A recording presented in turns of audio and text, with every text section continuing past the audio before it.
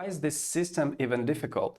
Because if we try solving it by substitution, which is the standard way of solving a system of equations, then we have to express z from the first equation. So z equals x squared minus 3y plus 8. And if we substitute that expression here, then we have x squared minus 3y plus 8 squared minus x minus y equals 6. And this is going to be very hard because x squared squared is x to the power of 4. And x to the power of 4 is a big problem itself, but that is just a half of our problem because we're going to have another equation which is going to be hard too. So instead of solving that system of equations by substitution, we have to find another way. And what is the other way of solving a system of equations other than substitution? Of course, it's solving by addition. So let's try and add these three equations together. So we have x squared plus y squared plus z squared minus. For x, we are going to have minus 2x, because minus x plus minus x equals minus 2x. Then we're going to have minus 3y plus minus y, which is minus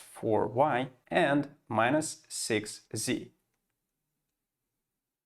And this is all equal to, this is going to be minus 20 plus 6, which is minus 14. Now, if I rearrange the terms here and write down x squared minus 2x, then this looks like a perfect square. I remember that x minus 1 squared equals x squared minus 2x plus 1. So I need plus 1 here. Now, y squared minus 4y looks like a perfect square as well, because I've seen that a lot. Y minus 2 squared equals y squared minus 4y plus 4. So I need plus 4 at the left-hand side. And finally, z squared minus 6z looks like a perfect square too, because z minus 3 squared equals z squared minus 6z plus 9. So I need plus 9 at the left-hand side, and I added 1, 4, and 9, which is in total 14, to the left-hand side of the equation, so I have to add it to the right-hand side as well. Now, where did I get d squared? Why y minus 2 squared exactly? Because I always look at that term and I deduce that I have to square x minus 1 to obtain minus 2x. Then I look at minus 4y and I ask myself, what do I have to square to obtain minus 4y here? And the answer is y minus 2 squared, because 2 times y times minus 2 equals minus 4y here. Now, at the left-hand side, I have x minus 1 squared. I just used that formula,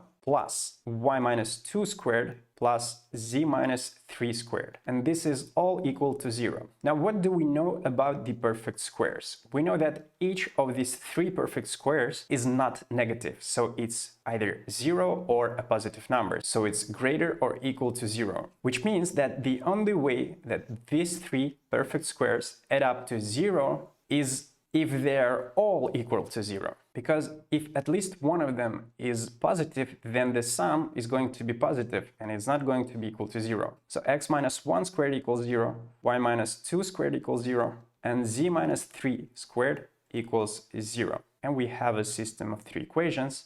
What do I have to square to get 0? Obviously 0, x minus 1 equals 0, y minus 2 equals 0 as well, and z minus 3 equals 0. And finally, we've got our answer. X equals 1, y equals 2, and z equals 3. That's the answer. Thank you for watching this video. I hope you learned something new, and if you did, then watch another one.